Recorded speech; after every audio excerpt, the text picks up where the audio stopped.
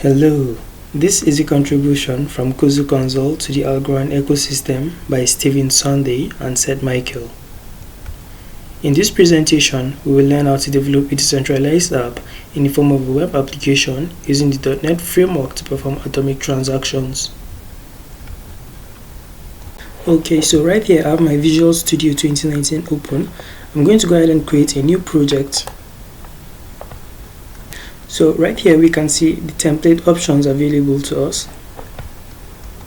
So we can see the ASP.NET Core web application. Because we're going to create a web application, we're going to click on this template, click on it and click next. I'm going to name this Atomic Transactions.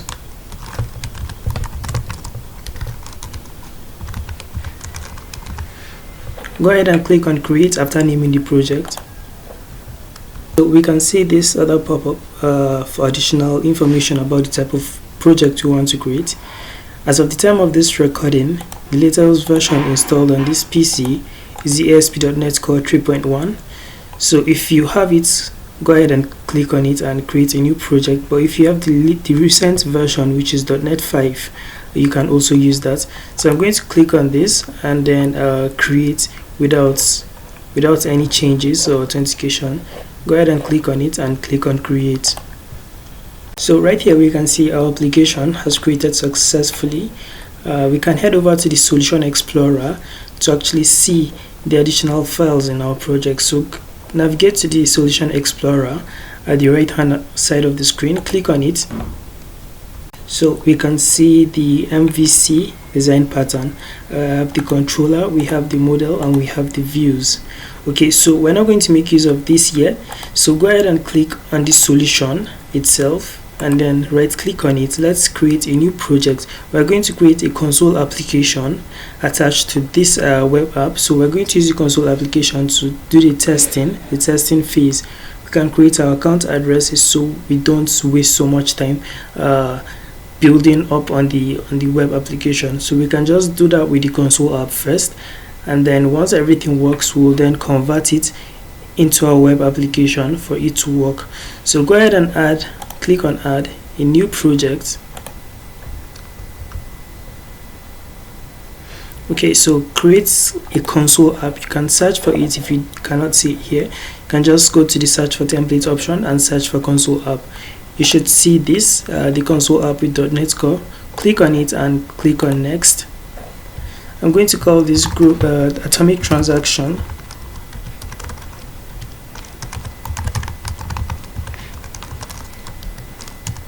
Console. Okay, and then click on create. So right here we have the console application for Atomic Transaction console app. It's up and ready. So let's head over to the Solution Explorer so we can see the atomic transactions for the web application.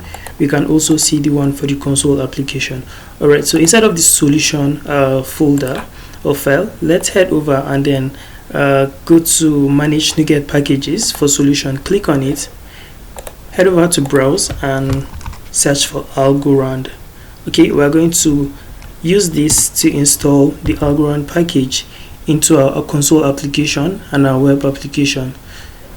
So we can see the SDK right here. Click on it and then click on the checkbox to install for both the Atomic Transaction console app and the web application. So having done this, go ahead and click on install to install it.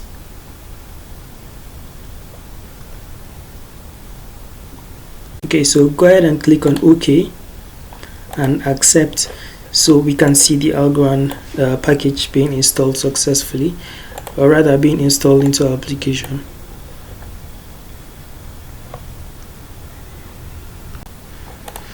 Okay, so we can see our installation has finished. Everything was installed successfully into our application. So we can see this downward green arrow indicating it has been installed. That means the latest stable version is installed. We can also head over to the install section.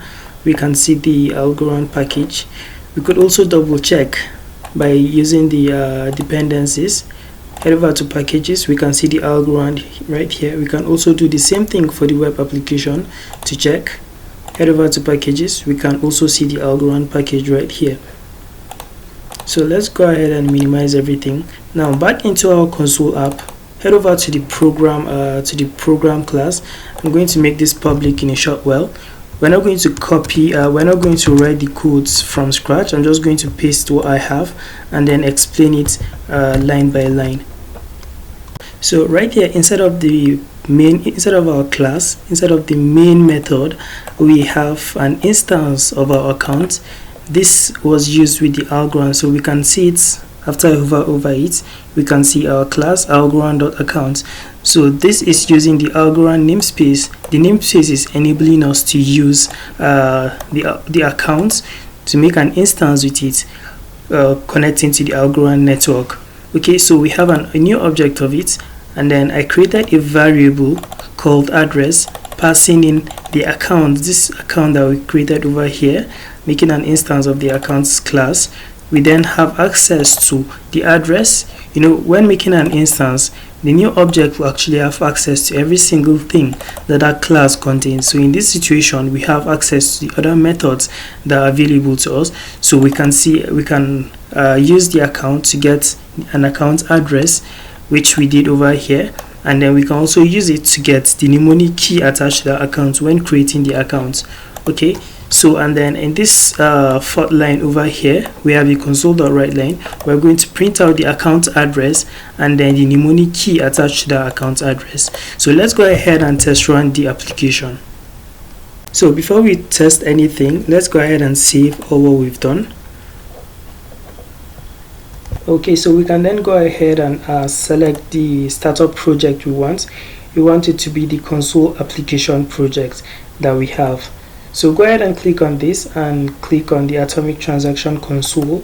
This is the console app that we have currently, and then click on debug to debug the program and test it. Okay, so we have the console application up and running, and mind you, to be able to do this, make sure you have internet connection to be able to connect with the algorand network to generate an account address and a mnemonic key. Okay, so we can see our account address and the mnemonic key. I'm going to go ahead and maximize this, and I'm going to copy the account address, and then right here I'm going to make a comment and put it out there, and then I'm going to do the same thing for the atomic key. I'm going to go ahead and copy it and then paste it right here. Mind you, this is a demo purpose application. The application or what we're building is for demo purposes, which is why we can publicly see the mnemonic key. I'm actually displaying it to us publicly. This is for testing sake. I will advise us to never ever use or display or show our key publicly to others, because the key is very important. This is actually what we're going to use, or this is what will enable us to make transactions. If someone has access to your key, that person can use your key to make transactions, to probably fund his or own account or fund other accounts. So try and keep this private. I'm only displaying it for this demo purpose so we can see how an atomic key looks like if you're a total beginner. Okay, so now we have the first account. Let's go ahead and do the same thing again. Create another console application. Sorry, I said create. Run the application, run the console application again for the second time, so that we can generate the second account address and the mnemonic key attached to the account address. Okay, so right here we can see the second account address we just created. Let me go ahead and maximize it, and then I'm going to copy the account address and the mnemonic key again.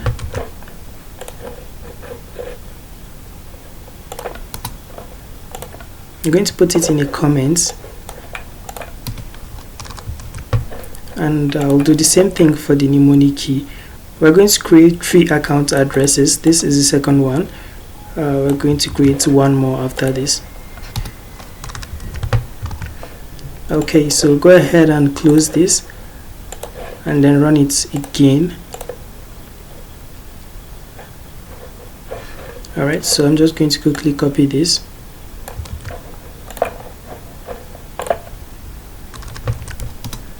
and then I'll do the same thing for the mnemonic key.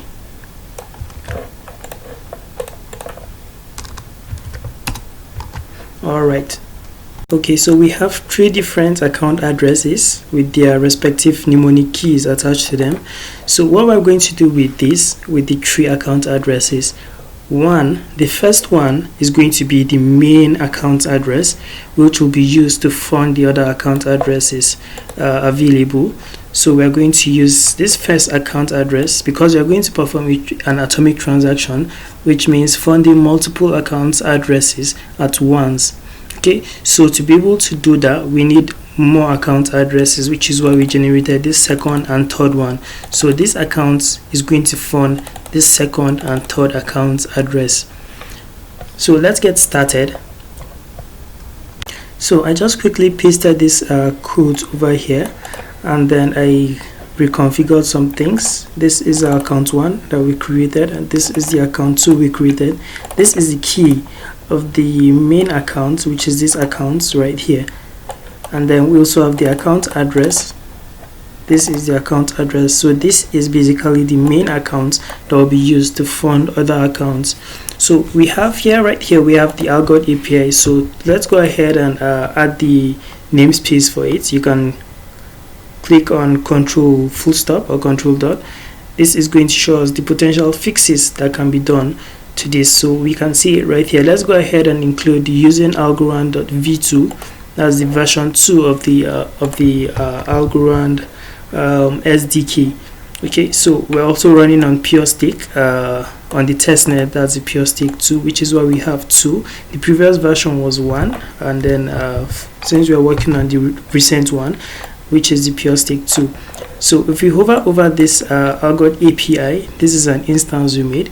So we can see a string of host and a string of token. So this host right here is the algorand API testnet pure stake link that we can use to connect with our algorand network to perform transactions.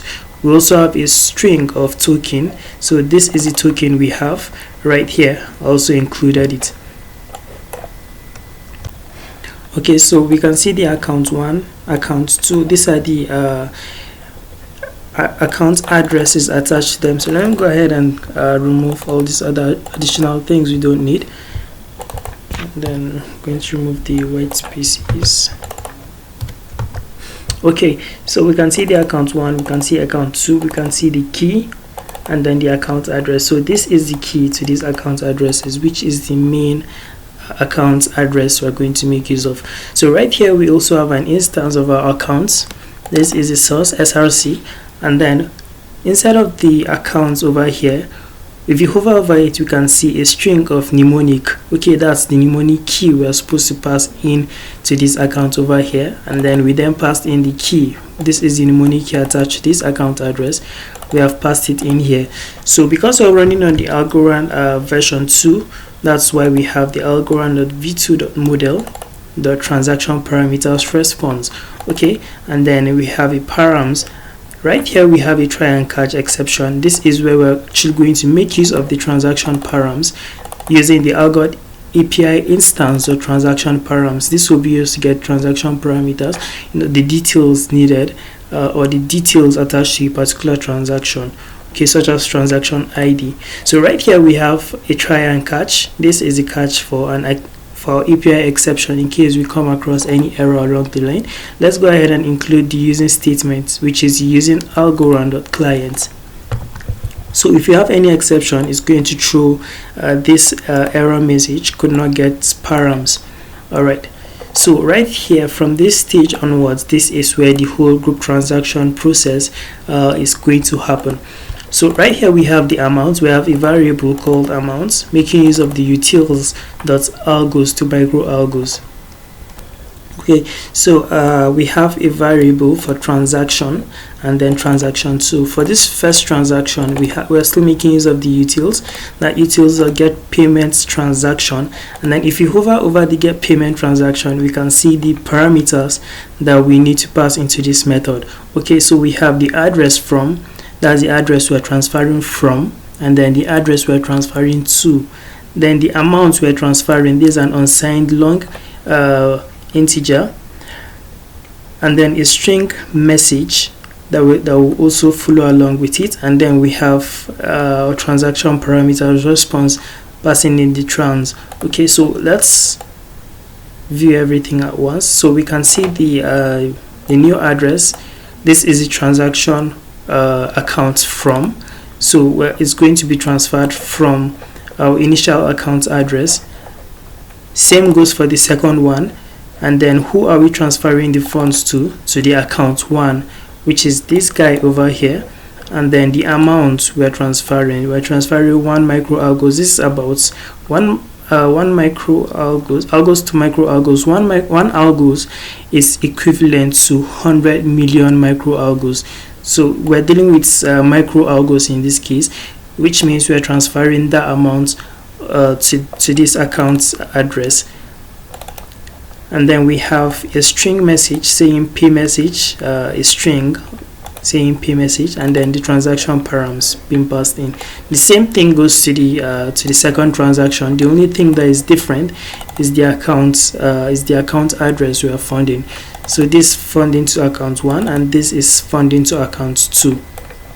Okay, right here we're making use of this digest. This is an algorand class, algorand.digest, making use of the GID. Okay, right. Okay, so our digest GID is equal to the transaction group. Okay, this is an algorand term, transaction group.compute group ID. Okay, and then inside of it we're having an array of a new transaction. We have, that means we're grouping it together. We're grouping the transactions into one. Most of the times I refer to atomic transactions as group transaction because you're transferring funds in group to different account addresses. So we have the transaction and the transaction 2, this and this. Okay, so inside of it, and then right here we're making use of the transaction. Okay, and then we're assigning the group ID to our GID, and then same thing for the transaction 2. Okay, so right here we have a variable for signed transaction equals to src. That's the source where we made an instance of our accounts right here. Remember, this we're making use of the key to actually make transactions, so this is where we're going to make use of that.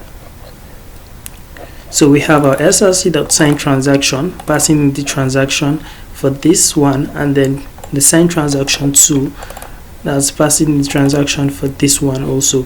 So right here we have a try and catch. Okay, so we have a list, an array. So we're going to import the using statement that's using the collection, using system.collections.generic. Okay, so we're passing in a list containing a data type of bytes. Okay, so we have a byte list, the list of bytes, or a byte list, whichever one you decide to use or you decide to call it. And then inside of it we're going to pass in the algorand.encoder.encode message to pack, encode to message pack rather, passing in the signed transaction we have here. Because it's a list, we can actually use the add statement to add other things into it. So we have the byte list.add range, okay, just like what I just explained, passing in the second transaction ID. Okay, so it's going to be under the same list, but then we're then adding the second transaction to it. That's the second signed transaction to it.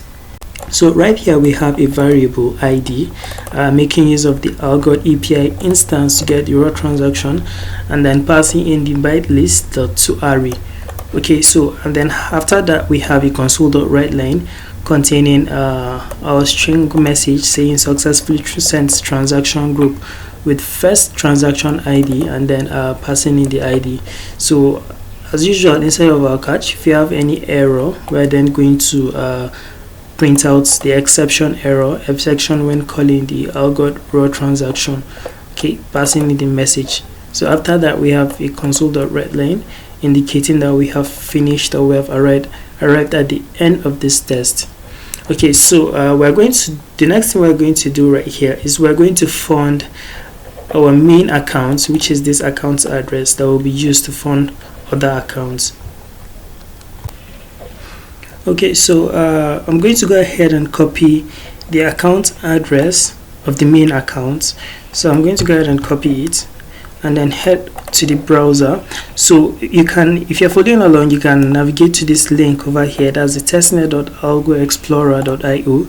so we can see that we can search for an account address by the address, by the transaction ID, group transaction ID, and these other details here. We can also see some additional details like the latest transactions that have been made, the latest blocks that have been created, and you can also see the block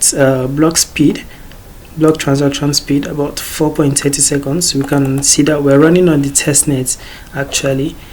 So I'm going to go ahead and paste in the account address. This is the main account address we're going to use, and then I'm also going to copy the account 1, and then paste it in here, and I'll do the same thing for account 2 also. I'm going to copy the address, and then I'll paste it in here and search for the account. Okay, so back to the first one. This is our main account. We can see the address, we can see the balance history. Everything is zero transactions, nothing has been done with the account. The balance is also 0. The same thing for this account 1, and same thing for account 2.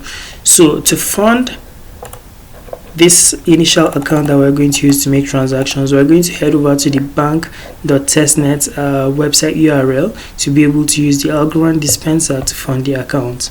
So right here we can see the link as the bank.testnet.algorand.network, and we can use this to dispense funds into our account address. So I'm going to go back to this first URL, and I'm going to copy the account address we have, and then I'm going to click on the I am not a robot checkbox to confirm that I am not a robot, and then inside the target address I'm going to paste in the account address and then hit on the dispense button.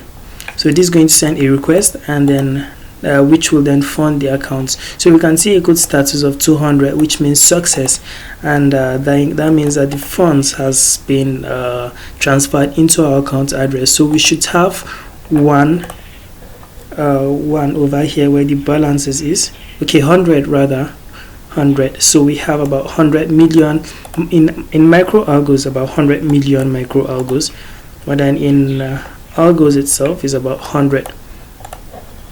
So we can see how it works. So let's head back to our application.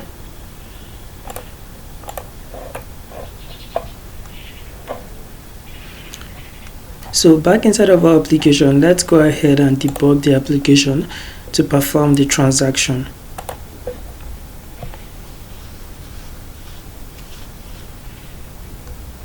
Okay, so while the transaction is processing, we can head over and then check out the other account addresses that are going to be funded in when the application is done running. So we can see the first, this is the account 1, and this is the account 2. So let's head back into the application. Okay, it's still building.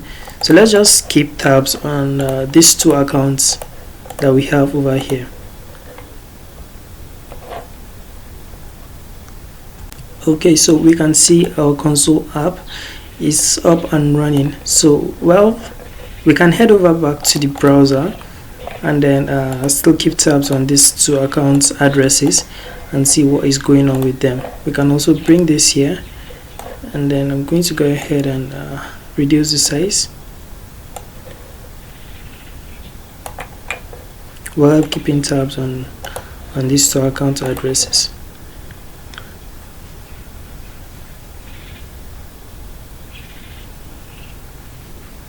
Hopefully this shouldn't take too long.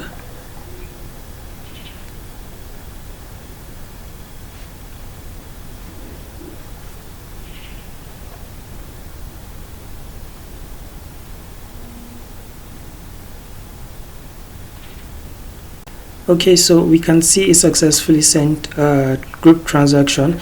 We can also see our balances right here is 1. Let's head over to the second account address also. We can see our balances right here is 1.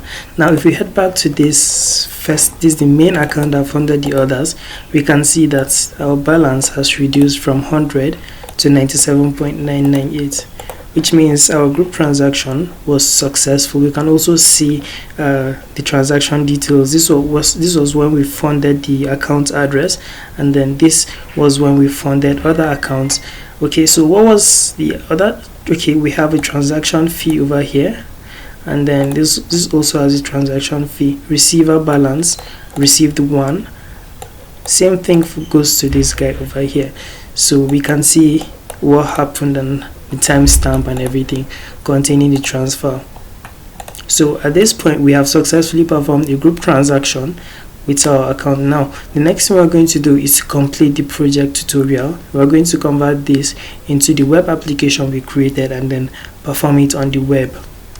So back inside of our application, let's head over to the atomic transaction for the web application.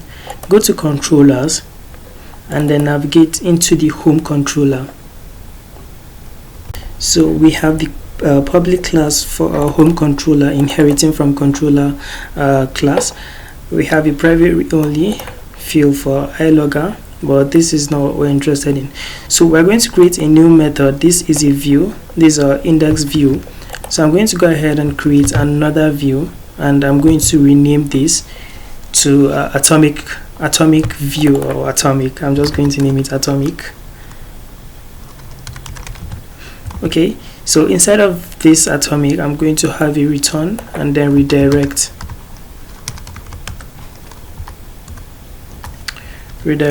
to action. This should take us to a name of index. Okay, yeah, inside of our home controller. And then after doing this, let's go ahead and copy what we have inside of this program.cs for our console application. So copy everything from the top to where the catch ends, and then go ahead and paste everything inside here. So we're also going to import the using statements that we used.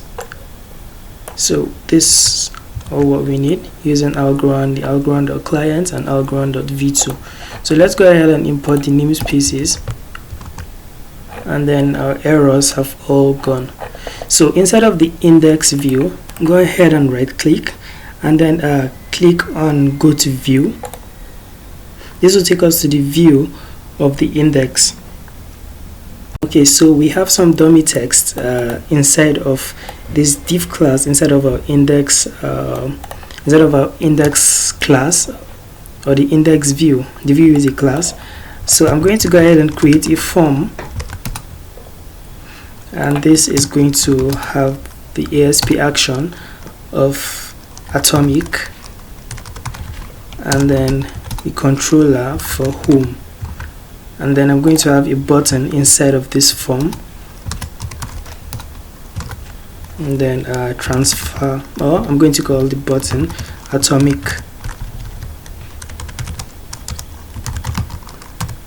transfer. Alright, so having done this, I'll go ahead and run the application. Okay, so before we actually debug or start the application, let's go ahead and change the startup app to the atomic transactions web application, not the console application. So having done this, go ahead and save, and then click on debug and start without debugging. So I'm going to go ahead and copy this URL running on localhost and then run it on the browser. Okay, so right here our application is up and running. We can see the text that was inside of our HTML, our CSHTML index view. We can also see that link of learn about, and this is the button we created, the atomic transfer button. So we can go ahead and click on the button to transfer funds. Remember, we did not change any of the account addresses that we used to test the console app, so everything is the same. If you go ahead and click on the button, the transactions will increase. Okay, so we have about one transaction here. This is the account 1 address, and then okay, let me go ahead and open the links. Okay, so we can see the account 1 address, balances is 1, We can also see the same thing for the second account, that's the account 2, the balance is also 1. So let's go ahead and click on the button. This is going to process the transactions and then fund the accounts before redirecting us back to this index page. That was the use of the return redirects to action, and then I passed in the name of action I want, which is the index. So this is going to process. As you can see, it's loading, trying to process. So let's go ahead and check the other account addresses. Let's keep tabs on them as we see how they are being funded.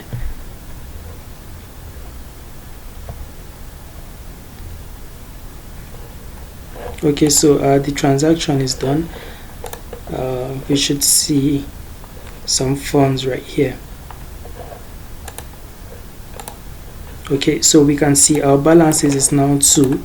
Our balances is now 2 over here also. You can also see the transaction details about 19 seconds ago, and then we can see this one 23 seconds ago.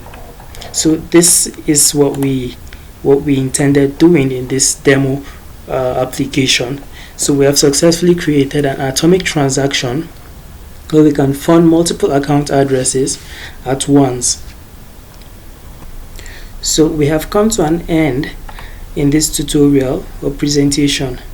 This is a presentation from Kuzo Consult to the Algorand ecosystem by Stephen Sunday and Seth Michael. Thank you.